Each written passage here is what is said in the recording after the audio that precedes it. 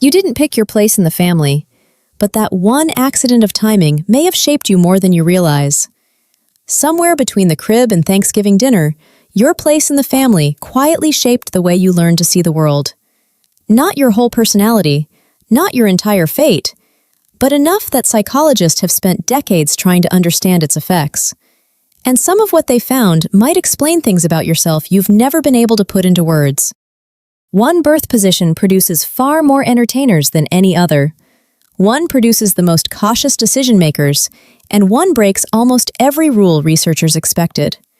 We'll get there, but first, let's start with the one everyone thinks they already understand. Firstborn. Firstborns don't volunteer to plan the family vacation. Somehow, they just end up doing it. Nobody assigns it to them. It just becomes theirs, the same way it became theirs to remind everyone to bring sunscreen and to double-check that the dog got fed before anyone left for the weekend. Here's the weird part. You'd think all that responsibility would make firstborns the boldest kids in the family. It's the opposite. Firstborns are, on average, less likely to take physical or financial risks than their younger siblings. Less likely to try the extreme sport. Less likely to quit the stable job for the wild idea. The oldest, the one who got the most attention and the most confidence growing up, turns out to be the most cautious one in the room. That doesn't add up until you look at where the caution actually comes from. You're 11 years old. Your parents leave for 10 minutes to run to the store. And somehow, for those 10 minutes, you're already responsible for keeping another human being alive. Nobody explains that job to you. You just absorb it. Watch your brother. Set an example. You're older. You should know better. And a kid who gets handed that job before they're old enough to apply for it learns something risk-takers never really learn. Mistakes cost more than just you. That's why, if you're a firstborn, you're probably the one who checks Google Maps twice before leaving, even though you've made the drive 100 times. You're the one who texts, "Did everyone lock the door?" after you're already 3 blocks away. It's not anxiety, it's a system you built a long time ago, and it's still running in the background whether you asked it to or not. Here's the takeaway. If you've spent your whole life being the responsible one, and you're a little tired of it, it's worth knowing that responsibility was never really a personality trait. It was a job description your family handed you before you were old enough to negotiate the terms. But that's only half the firstborn story. There's a twist coming later about which birth position actually produces the most entrepreneurs, and it is not the one you'd guess. Now here's where the real myth falls apart, because everyone assumes the interesting rivalry is firstborn versus youngest. It isn't. The biggest misunderstanding in this entire topic isn't about the oldest child at all. It's about the ones stuck in the middle. Middle children. Middle children don't walk into a room looking for attention. They walk into a room checking the temperature. Who's annoyed? Who's about to say something they'll regret? Who needs to be moved 2 seats away from who? That's not a coincidence, and it's not shyness. It's a skill they built out of pure necessity. You've heard middle child syndrome, overlooked, forgotten, squeezed between the golden child and the baby. It's a funny stereotype, and it's mostly backwards. Middle kids do get less individual attention from their parents, but less attention pointed up at you doesn't mean less growth. It means your growth went in a completely different direction, sideways, toward the people around you instead of the adults above you. Here's where it gets stranger. A middle child spends their entire childhood negotiating with peers instead of authority. You had an older sibling who outranked you, and a younger one who wasn't going to just listen to you either. You couldn't win by pulling rank, so you learned to persuade instead. Read the room before you opened your mouth. Time your requests for when your parents weren't already fighting about something else. By age 8, you'd had more real-world negotiating practice than most adults get by 30, and psychologists noticed a pattern they weren't expecting. Middle children are disproportionately drawn to careers built on negotiation, diplomacy, and sales. Nobody pushed them there. They'd been training for it their whole childhood without ever calling it training. If you're a middle child, you've probably apologized just to end an argument you didn't even start. You've probably texted, "It's fine, don't worry about it," while it was not, in fact, fine, purely because keeping the peace felt more urgent than being right. That instinct feels like personality. It isn't. It's a reflex you built before you were old enough to know you were building it. So here's the takeaway. If you've always wondered why you're the one holding everyone together, it's probably not your personality. It's the job your family handed you before you even knew you'd taken it. Now, let's talk about the youngest, because this is where the numbers get genuinely wild. Youngest children. Ask anyone and they'll tell you the youngest gets away with everything. That part's true, honestly. By the time the last kid shows up, parents are tired. The rules have already been fought over and worn smooth, and there's just not much energy left to hold the same hard line twice. But that's not actually the interesting story about the youngest. Here's the interesting part. Youngest children are wildly overrepresented in comedy, acting, and entertainment careers, at a rate that blows every other birth position out of the water. Half the funny sibling characters in American sitcoms exist because writers noticed this pattern decades before scientists formally studied it. Here's why. You can't out-argue someone 4 years older than you. You can't out-muscle them either. What you can do is make them laugh, catch them off guard, disarm the whole situation instead of trying to win it head-on. When direct competition isn't available to you, charm becomes the only leverage you've got, and you sharpen it every single day just to get a word in at dinner. That skill doesn't disappear at 18. For a lot of people, it turns into a career. But this is where it gets stranger, not funnier. Being the baby forever can also mean being underestimated forever. You say something genuinely smart at family dinner, and it bounces off the room, while the exact same idea from your older sibling gets nods and follow-up questions. That's not in your head, that's the room. Your ideas get filed as cute instead of credible, and your competence gets discovered years later than it should, because your family wrote your script before you ever got a say in it. So here's the takeaway.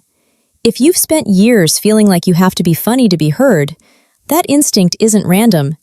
It was built the same way a muscle gets built, by repetition, in a house where the direct route was never available to you. Now here's where everything changes, because the next position breaks nearly every rule we've covered so far. Only children. You'd assume growing up without siblings means missing out on huge chunks of social development. No practice sharing, no practice losing an argument to someone your own size. That's the assumption. According to decades of research, it's mostly backwards. Only children rack up more raw hours of one-on-one conversation with adults than any other birth position, including firstborns, because that conversation never gets interrupted by a new sibling showing up. That produces the same vocabulary boost firstborns get, except for an only child, it never tapers off. But the real twist is what happens to their imagination. Without a built-in playmate on demand, only children build their own entertainment out of invented games and long stretches of solitude that most kids with siblings never actually get. And that produces adults who are strangely, almost unnervingly comfortable in their own company. Solitude was never a punishment for you. It was just Tuesday afternoon. If you grew up an only child, you've probably had someone say, "You must have been so lonely," about a childhood you don't even recognize. You weren't lonely, you were alone, and those are two completely different words that people keep mixing up. Here's the part that flips the stereotype entirely. Everyone assumes only children grow up spoiled and self-centered. Study after study has found close to the opposite. Without siblings to compete against for attention, only children never had to build competitive instincts because there was nobody to compete with. The people around them weren't rivals. They were the only company available. So, instead of learning how to win against other people, only children often learn something rarer: how to work with adults almost as equals, starting as early as 5 or 6. So here's the takeaway. If you're an only child and you've been called selfish your whole life for wanting time alone, it might be worth telling people that solitude was never your punishment. For you, it was just home. But even this whole framework, oldest, middle, youngest, only, starts to fall apart the second you factor in one thing nobody talks about: the age gap. Picture two siblings born 14 months apart and two siblings born 8 years apart. On paper, both pairs have an oldest and a youngest. In real life, they're not even playing the same game. A kid born 8 years after their sibling basically grows up as an only child, alone in the house most days, while still technically wearing the label youngest. This is where a lot of birth order research quietly breaks down, because the label on the birth certificate stops matching the actual life someone lived. What shapes you isn't the number, it's how much daily contact, rivalry, and closeness you actually had with the sibling nearest your age. Which brings us to the one position that breaks literally every rule so far. Twins. Twins shouldn't have a birth order at all. You showed up together. No years-long head start, no established hierarchy to inherit from anyone. And yet, in nearly every twin pair studied, one sibling quietly becomes the slightly more dominant one. Talks first, decides first, apologizes last. It happens so early and so quietly that most twins can't even tell you how it started. And it's often not the twin born first by a few minutes either. Researchers still don't fully agree on why this shows up when there's no time gap to explain it. It just does, almost every time. But here's what twins get in exchange for losing a clear order. A built-in teammate whose entire timeline runs exactly parallel to yours from day one. Some twins call it the closest bond they'll ever have. Others spend years figuring out where their sibling ends and they begin. One last twist before we wrap this up, and it might be the biggest one. Blended families. In the US, a huge share of kids will live through a divorce or a remarriage before they turn 18. And when that happens, birth order can flip overnight. A kid who spent 10 years as the baby of the house can suddenly become, through remarriage, the oldest kid under a brand new roof, expected to model good behavior for step-siblings they've known for a year, maybe less. If you lived through that shift, you know the specific whiplash of it. Being told to be a good example for kids you didn't grow up with, in a house that didn't even exist the year before. Nobody asks a 12-year-old if they're ready to be someone's older sibling overnight. You just are, one random Tuesday, and you figure out the rest as you go.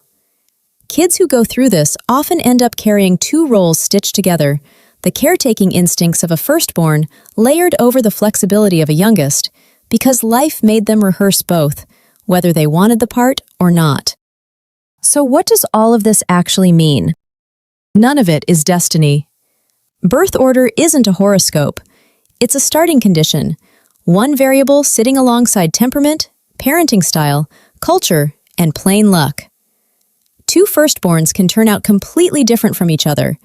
A youngest child can grow up to be the most disciplined person in any room. What the research actually shows isn't a verdict, it's a pattern. And it's a reminder that who you became was never built alone in a vacuum. It was built in relationship, against the people who were already there before you showed up, or who arrived after you, or who never showed up at all. The oldest learned caution because someone always needed watching. The middle learned to read a room because nobody ever handed them authority. The youngest learned charm because brute force was never on the table.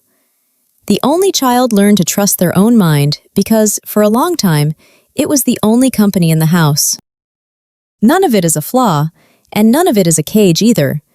It's just the shape the water was, the first few years you were swimming in it, before you were old enough to decide what to keep and what to leave behind.